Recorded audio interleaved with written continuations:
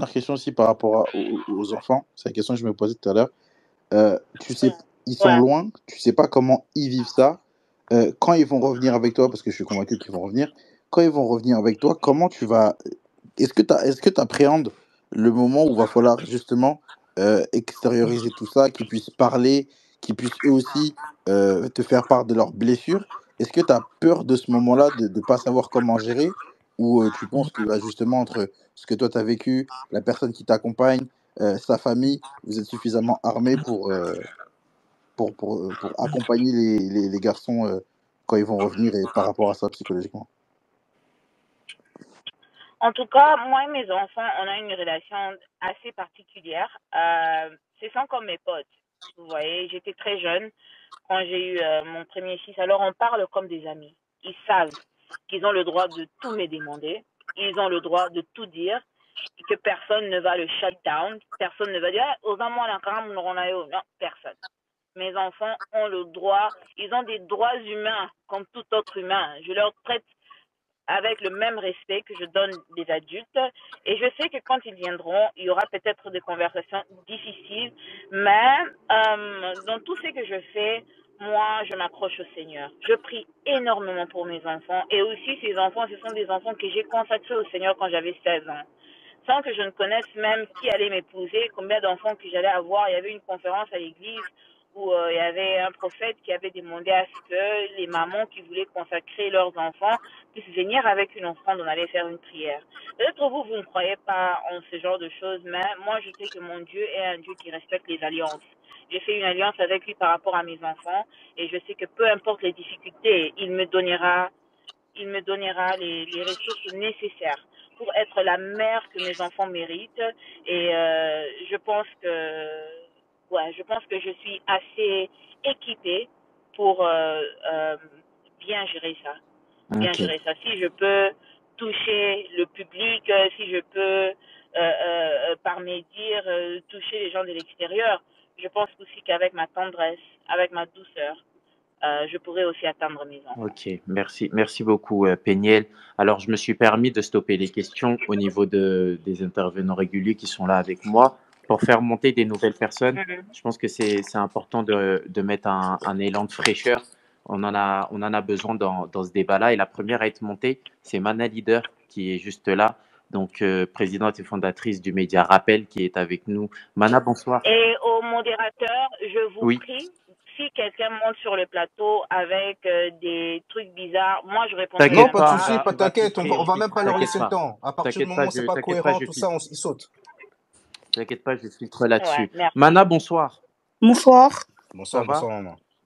Bonsoir et tout, j'espère que vous allez bien. Péniel, j'espère que tu Yes. vas bien, déjà, mais d'une part. Bonsoir, merci, oui, je vais bien. J'aimerais savoir, j'ai droit à combien de questions? On- Ok. Péniel, Péniel, on tu lui donnes en prend combien de deux, questions? on en prend deux. Deux pour essayer de. C'est à vous, les modérateurs, On de va prendre décider. deux. Moi, je On suis va en là prendre juste deux. pour Du coup, suivre. moi j'avais deux questions qui me turlupinaient beaucoup. J'en ai une sur à quel moment tu as compris que tu devais quitter ton mariage et à quel moment, ça c'est la même question, et dans la même question, quand as-tu compris que t'allais pas bien, qu'en fait là, t'étais en dépression et qu'il fallait que tu te soignes? Et ma dernière question, ça serait, est-ce que tu penses que ton histoire a réellement été un déclenchement pour un réel changement de mentalité dans notre communauté? Ça, c'est mes deux questions. Ok, la première question, j'ai su que je devais quitter ce mariage-là le jour qu'il m'avait battu avec la ceinture quand j'étais enceinte. Il m'avait déjà battu une fois, tout en étant enceinte, mais jamais avec une ceinture et je n'avais jamais saigné autant. Et c'est là que j'avais, et puis surtout que ça s'était fait devant Shaddai, mon aîné, je me suis dit, ben, oh, cette affaire ne me concerne plus seulement moi. Vous voyez, c'est pas seulement moi qui est affecté. Il y a un enfant dans mon ventre qui souffre, il y a un enfant à l'extérieur qui souffre. Alors même pour eux, je dois m'échapper. Pour répondre à la première question. La deuxième question, c'était quoi encore, Dada? C'était à quel moment tu t'es rendu compte que là, je vais pas bien et que je vais me soigner? Et la dernière, c'était est-ce que tu penses que ton histoire, c'est l'enclenchement d'un changement de mentalité chez nous, dans notre communauté? C'est les deux dernières questions.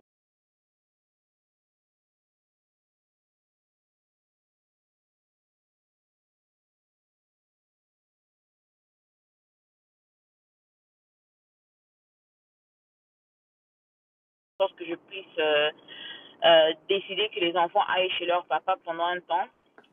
C'était un jour, j'amenais mes enfants à l'école. Et j'ai vu que mon bébé, Zion, qui avait 3 ans à l'époque, ses cheveux commençaient à tomber. Donc, il commençait à avoir des moi, ma bandi, je l'ai vite amené à l'hôpital pour savoir c'était quoi un peu qui se passait, pourquoi l'enfant perdait ses cheveux. J'arrive à l'hôpital et on me dit que mon enfant est mal nourri. Un enfant que... Donc, j'ai tout à la maison pour eux. Vous voyez, je vivais avec mes enfants. Mais le problème était quoi? J'étais devenue tellement dépressive. Les gens ne comprennent pas que la dépression te rend incapable de même bouger parfois. Et je n'avais que la force de servir mes enfants. Je n'avais pas la force de me mettre là et de collander là, ce qui va n'a pas Vous voyez, donc je vais servir et je vais aller m'allonger sur mon lit. Et quand je m'allongeais comme ça, vous voyez, les enfants n'aiment pas manger. Et il va jeter par terre, il va jeter dans la poubelle et tout. Donc, toi aussi, tu es fatigué. Ceux qui m'ont appelé les lanzalatés, tu vas pas aussi te casser la tête, vous voyez. Et je ne me rendais pas compte à quel point ça affectait les enfants jusqu'à ce qu'on m'a dit que l'enfant est mal nourri. J'ai dit non. Donc, mon état de santé ne peut pas affecter les enfants autant. Et c'est quand on est parti dans tribunal, c'est quand j'ai dit au juge, j'ai expliqué tout ça au juge. Et c'est comme ça que le juge Andini, elle a dit, ok, les enfants, la garde partagée, physique, mais je te donne la garde exclusive légale. J'ai dit, ok. C'est quand Zion a commencé à perdre ses cheveux en 2022 que j'ai su vraiment que ça n'allait pas. Et puis quand ils sont partis, la manière dont ils sont partis, ça m'a encore choquée. Ça m'a encore traumatisée et c'est ce qui m'avait aussi poussé à ma tentative de suicide en 2022. Et c'est vraiment en 2022 que j'ai commencé vraiment à me faire soigner avec des médicaments. Parce qu'avant, je voyais un psy, mais c'était juste la thérapie orale. C'est pas, tu prends les médicaments et tout. C'est quand j'ai essayé de me suicider la 3e fois, ils ont dit que non, c'est un peu de trop, on doit essayer de faire des examens et tout, et ils ont scanné mon cerveau. Et en fait, j'aurais bien voulu vous montrer le scan. Et il y a une partie du cerveau, de mon cerveau, qui est Eliami. Ok. Merde. Mince. Et c'était que le trauma, c'est... Ouais, le trauma, ça tue. Le trauma, ça change comment le cerveau fonctionne. Il y a une partie vraiment de mon cerveau, Eliami. Et certains fonctionnements de cette partie du cerveau, en fait, ça ne fonctionne plus. Il faut maintenant les alimenter avec des médicaments. Vous voyez? Et c'est quand j'ai su ça. C'est en 2022, quand les cheveux de Zion commencent à tomber, que je me suis rendu compte que, ouais, il y a un sérieux, ça ne va pas ici. Et je ne peux pas me permettre, par orgueil, de garder ces enfants ici, sachant que je n'arrive pas à vraiment assumer mes responsabilités en tant que mère. Et je ne vais pas attendre que mon enfant tombe malade. Je vais trouver une solution aussi vite que je peux. Ok. Très rapidement, Mana, tu as levé la main. Ouais, merci beaucoup Péniel d'avoir répondu à ma question d'abord. Et je tiens vraiment à ma dernière question parce que je pense qu'elle est importante. C'est est-ce que tu penses que ton histoire a réellement été le début de quelque chose au sein des changements de mentalité dans notre communauté? C'est juste ma dernière question, après je te laisse tranquille. Le Congo entier a bougé, hein. Je pense qu'on a quand même fait quelque chose, même si pas grand chose. Au moins les concernés, au moins bagné mamouké. Peut-être ça va pas changer grand chose, mais au moins peut-être le concerné, Mike Kalamba, au moins il aura certaines réserves avant d'aller répéter ce qu'il a fait à ma personne et à ma famille, à une autre famille. Peut-être au Obama. Peut-être ça fera pas grand chose, mais ça a aidé peut-être une seule personne. Et même si ça n'a aidé personne, moi je me suis libérée. Donc c'est ce qui compte pour moi. Merci beaucoup Péniel. Merci beaucoup Mana pour ta question. On va prendre Jennifer Kisombe, à qui je dis bien le bonsoir. Bonsoir, merci de m'avoir présenté. Avant de poser mes 2 questions, je tiens particulièrement, moi, pour ma part, à dire merci à Péniel. Peut-être qu'elle ne se rend pas compte, mais tu ne fais pas rien. Dans le sens où on parle d'une histoire qui date quand même, mais Penny, elle reste pour moi, pour ma part, l'image de beaucoup de femmes, comme elle a pu le dire. Et parce qu'elle a parlé, beaucoup de femmes ont compris qu'elles n'étaient pas les seules, parce qu'elle a réussi à l'ouvrir, parce que c'était vis-à-vis d'une personnalité publique. Beaucoup de femmes ont pu aussi parler dans la sphère privée. Déjà, avant tout, merci. Et je vois une femme incroyablement forte. Je suis épatée. Sincèrement, je Oh, merci je sais énormément. pas comment tu tiens. Et au-delà de tout, que Dieu continue à te donner la force tous les jours d'aller au bout de ce combat et t'apporter la paix que tu mérites. Pour les questions, moi, j'ai une question importante parce qu'il y a beaucoup de personnes qui utilisent ça, en fait, pour détourner tes propos, c'est le fait que tu n'aies plus les enfants. Donc ma question est, tu peux nous éclaircir sur le fait de savoir si tu as signé des autorisations de sortie pour que les enfants puissent aller au Congo ou si ça a été fait sans que tu le saches? Comment ça s'est passé, en fait, s'il te plaît? Ok. Donc, on a la garde partagée. Ok? On a la garde partagée. Et même selon le court order, l'ordonnance du juge, c'est moi qui devais garder les passeports des enfants. Et Mike m'avait demandé les passeports des enfants parce qu'il voulait se déplacer avec les enfants pour aller voir sa sœur. Je me suis dit, il n'y a pas de problème. Je lui ai donné les passeports des enfants. Il était maintenant temps qu'il me rende les passeports. Il ne voulait pas rendre les passeports. Et là, ça, c'était quand j'étais encore au Congo en 2021. Les enfants étaient avec son frère et il m'a demandé les passeports pour que les enfants aillent au Congo. Moi, comme je n'avais pas voyagé avec les passeports, j'ai envoyé quelqu'un pour lui remettre les passeports. Il a voyagé avec les gosses. En 2022, quand je suis rentrée à Dallas et tout, ils devaient venir me rendre les enfants. Ils m'ont rendu les enfants. Et comment ils t'ont appelé ça, ma passeport est hâté. Maintenant, la semaine suivante, c'était sa semaine avec les enfants parce qu'on a 2 semaines avec maman, 2 semaines avec papa. Donc, c'est une semaine ici, une semaine là-bas. Une semaine ici, une semaine là-bas. Maintenant, c'était sa semaine pour voir les enfants. Moi, je lui dis, ben, moi, je ne te donne pas les enfants si tu ne me donnes pas les passeports. Et il a appelé la police, Benguel Ngambi, là. Oh non, elle ne veut pas me donner les enfants selon l'ordre du juge, machin. On appelle à domicile ordre et à juge. Ouais, il a raison, c'est sa semaine. Mais selon l'ordre du juge aussi, si les enfants sont aux États-Unis ou bien au Congo et ils ne sont pas en train de voyager, c'est moi qui dois avoir les passeports en main. Et aussi, si les enfants doivent voyager, on doit me donner notice il y a 7 jours. Donc, je dois être notifié 7 jours avant le voyage. Je dois avoir le numéro du billet. Parce que tout ça, c'est écrit. Je n'invente rien. C'est le juge qui a exigé ça. Je dois avoir le numéro de leur billet. Je dois connaître le airline qu'ils sont en train de voyager avec. Je dois être informé à la décollage et je dois être informé à l'atterrissage. C'est ça qui est écrit. Et alors, quand les enfants sont partis, Mike avait toujours leur passeport. Il avait toujours leur passeport et c'était sa semaine pour que les enfants aillent chez lui. Et sincèrement parlant, j'avais un pressentiment qu'il allait fuir avec les enfants, mais je lui donnais toujours le bénéfice du doute parce que je me suis dit, ben, ce mec, il est malade parce que j'avais signé pour que les enfants aillent en septembre. Et là, on était encore en juillet. Et je me disais, ben, les enfants vont partir de toute manière avec lui, alors je ne vois pas pourquoi il va précipiter de leur prendre en juillet si déjà en septembre, pas qu'au au calme, hein, selon l'ordre du juge.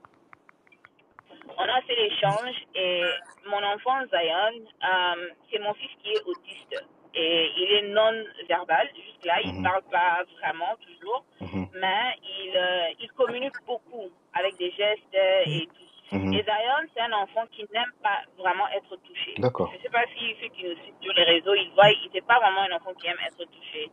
Et il ne fait pas vraiment les câlins et tout. C'est un soldat. Et je me rappelle le jour où, en tout cas, Zion, il donne des câlins difficiles. Ok.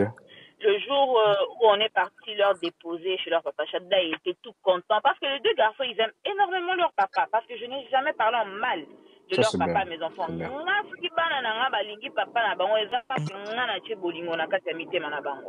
là-bas, de l'autre poison, c'est la folie. Et pourtant, leur maman n'a rien fait. Anyway, Zion, Shada, il court. Shada ne m'a même pas dit au revoir. Je pense que c'est parce qu'il pensait qu'il allait revenir la semaine suivante. Vous voyez? Et Zion, maintenant, il n'est pas descendu tout de suite. Il est venu vers moi parce qu'il était derrière. Il est venu vers moi parce que moi, je t'assise devant. Il est venu vers moi et il a pris mon visage dans ses deux mains.